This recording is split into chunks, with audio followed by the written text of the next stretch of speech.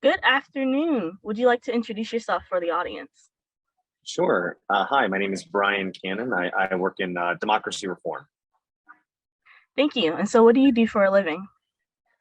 So I work at a national organization called Fair Vote, and we work on ranked choice voting and proportional representation. But in the previous decade, I led the Virginia Redistricting Reform Coalition called One Virginia 2021. So you partially already answered my question, but how are you active in the Virginia community?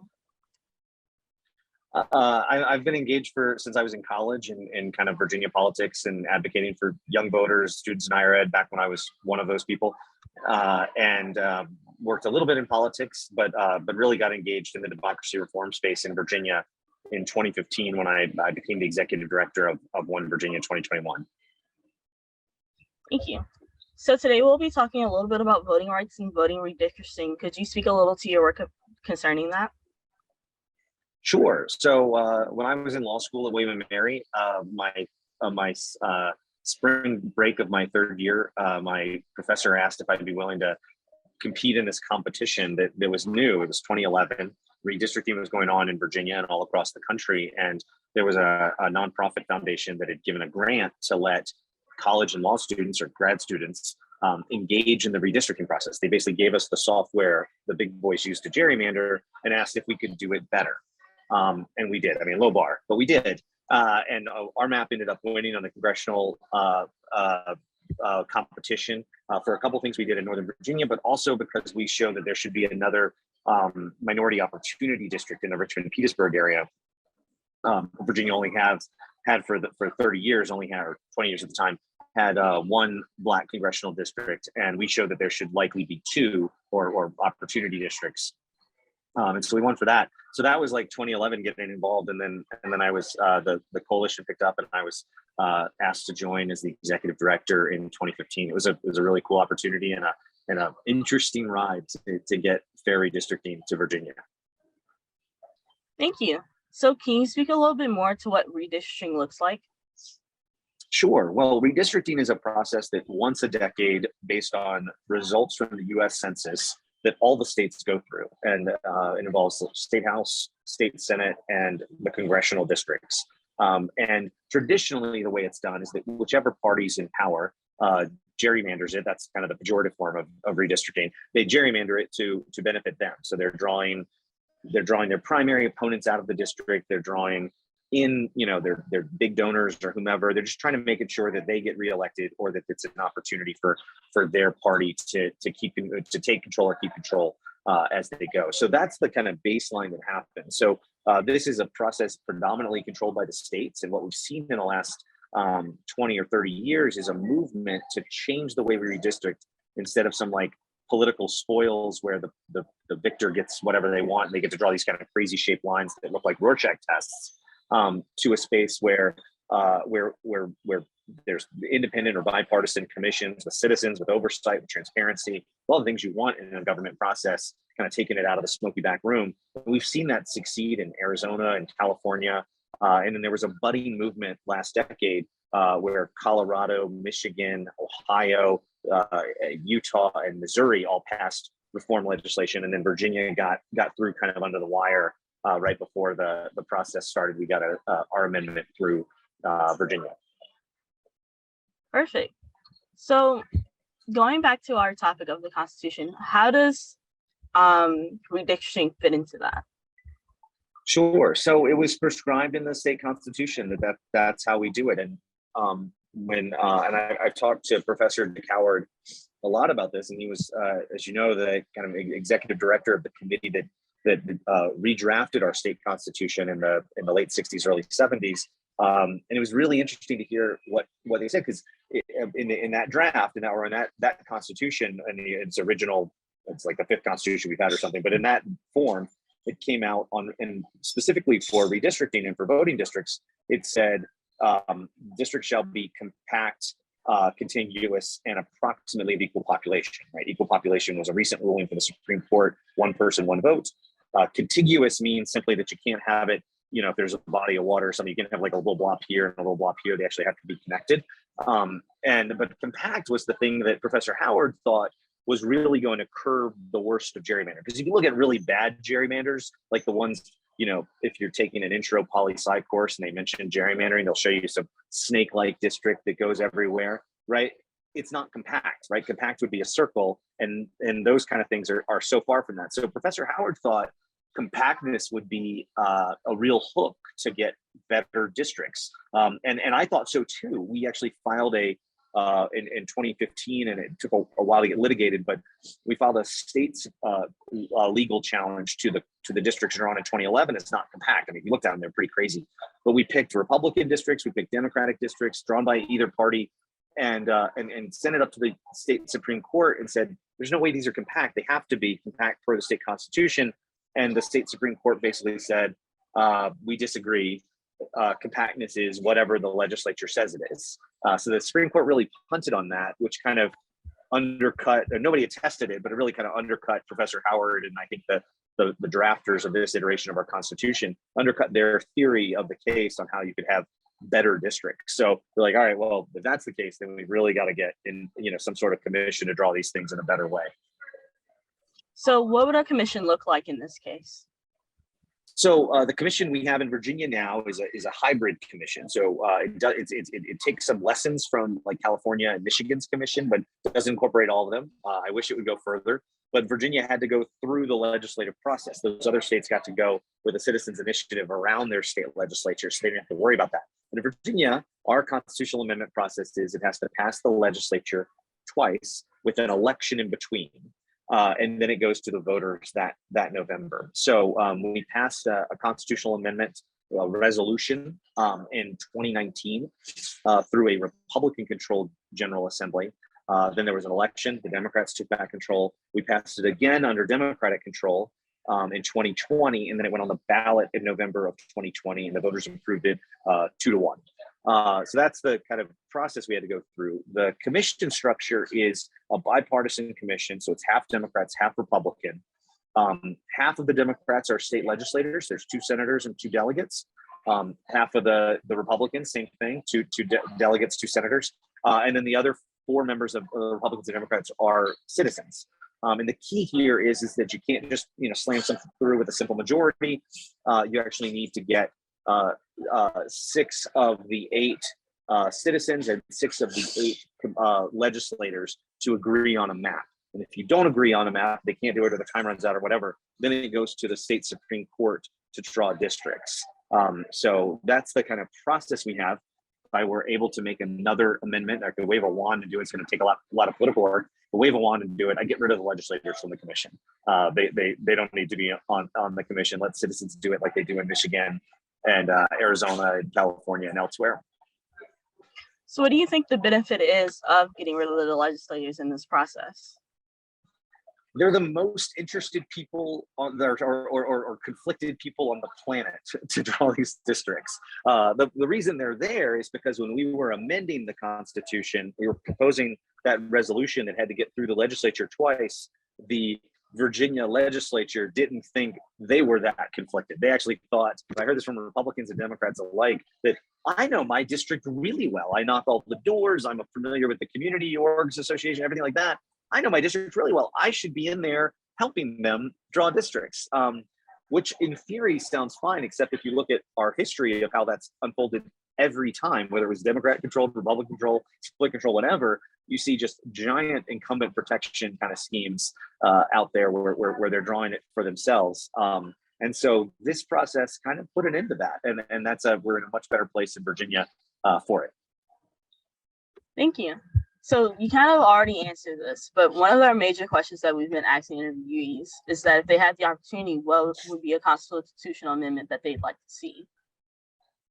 I have a lot, but I'll say that I think we need to put the right to vote in our Constitution. It's not there. It's weird that it's not there. Everybody probably, the average Virginia citizen, man on the street kind of thing, they probably think it's there. They probably think there is a constitutional right to vote, but it's not there. And Virginia has a bad history of disenfranchising voters for all sorts of reasons, for felonies, whichever way you want to call it. And we need to get beyond that. And so I think a key part to that would be to have would be to have those the voting protections that it is actually a right to vote in Virginia enshrined in the Constitution. I think that's a really big one. Of course, I care a lot about redistricting, so I think that a fully independent commission, not the hybrid commission Virginia has, is the next step, and I hope the Virginia legislature will see the merit of that in this decade in advance of the 2031 redistricting. I think there's some real hope there. I think the last decade we put it at a good place, and hopefully taking the next step is a little easier because the legislature doesn't control the process anymore. So we should be in a better place to get a fully independent commission. And then lastly, I think that we should change the way we have our voting districts in general, right? We have these single member districts that ultimately on a good day, it's a competitive district. Everybody wants a competitive district. Excuse me, but on a competitive district, 41% of the people want this team and 51% want this team, 49% want that team. Either way, half the population in that single member district is really unhappy and is unrepresented. And in fact, they don't feel like they have a representative there. So if we did multi-member districts with ranked choice voting, which is what you see in other countries in Europe and Australia and other places, you do that, then you actually end up with bigger districts. So it's harder to gerrymander, which is a plus, but also you end up with more representation, right? So there's Democrats in Southwest Virginia that are unrepresented.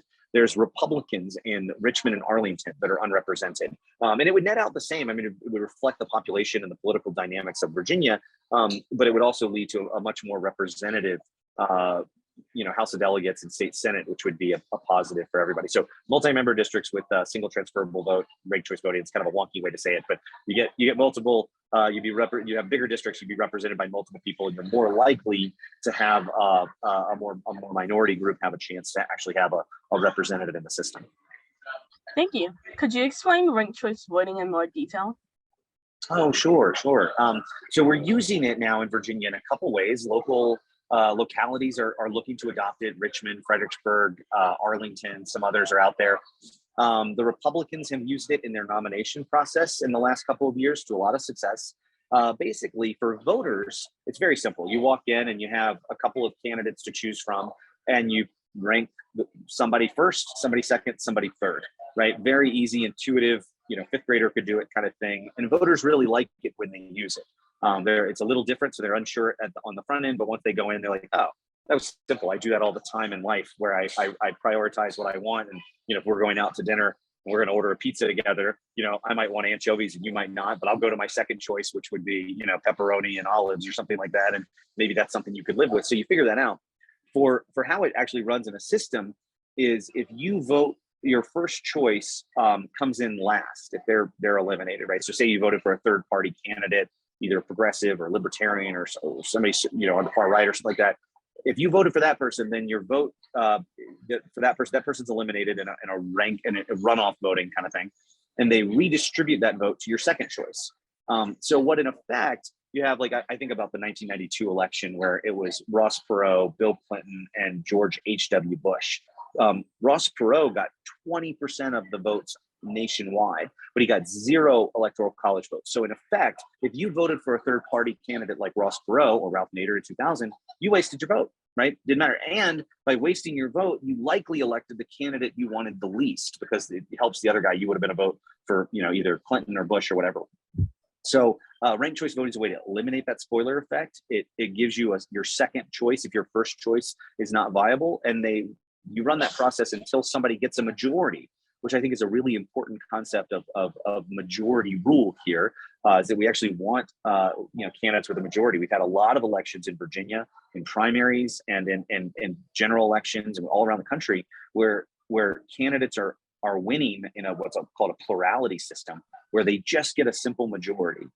So maybe they win like Bill Clinton in 1992 won with 44% of the vote, which in effect means that 56% of America wanted somebody else. Right. And if we really, believe in a representative democracy, then that's not what that is. And so ranked choice voting allows us to get to a consensus candidate that would represent the majority of people, even if it's not everybody's first choice. That being said, there is a way that you can just, in ranked choice voting, the first place votes, you get over 50%. You don't do any runoff or anything like that. It's just the 50% winner gets there. But if there isn't somebody who has a consensus, then you go to people's second choice votes and you look at that and you get a consensus candidate. So that's a really long way of explaining it, but there's a lot of benefits to it. For voters, it's simple, and there's a lot of benefits for the system politically and administratively. Thank you. So speaking back towards the Constitution, when you think about these reforms when it comes to redistricting, what do you think stands in the way of getting a lot of these reforms? Virginia has a very difficult process to amend the state constitution. I mean, it's one of the most difficult in the country. I don't view our state constitution as something that came down from the mountain on high and thou shalt never adjust it. I think it's a document that we have amended a bunch of times. We've radically changed it several times. And we should continue to do that, right? The states are the real laboratories of democracy.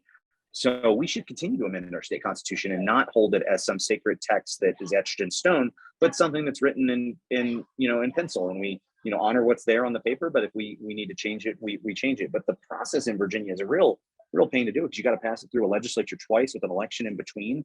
And then it goes to the people. Now, most of the time these things pass, not always, but most of the time when it gets to the Virginians, it passes. But it's such a laborious process to go through the politics of this. And when you're talking democracy reform, when you're talking voting rights, it's a little bit harder sometimes, because the current legislature, the current General Assembly, they were elected under the current system, not the reform system, right? And usually people, whatever system chose them, they probably think is the fairest and most best in the land. So it's hard to get them to change the status quo when it comes to that. So I wish there were a way where, when it comes to democracy reform, structural government structures in Virginia, that we could have a citizens initiative where we could not have to go through the legislature. Maybe we could get signatures and have people vote on it. Certainly could be some, California has a billion questions on their ballot like this every year. We don't need to be California, but we could certainly ratchet it down a little bit from being super, super tough, recognizing that Virginia's process for amending the Constitution is pretty laborious, and some of that's good, but we could probably adjust a little bit. Perfect. Was there anything else that you'd like to speak to before we end today? No, I think we kind of covered the waterfront, Atticus, and thanks for the good questions and the chance to talk about this. I think it's super important how we think about our state constitution. Thank you so much.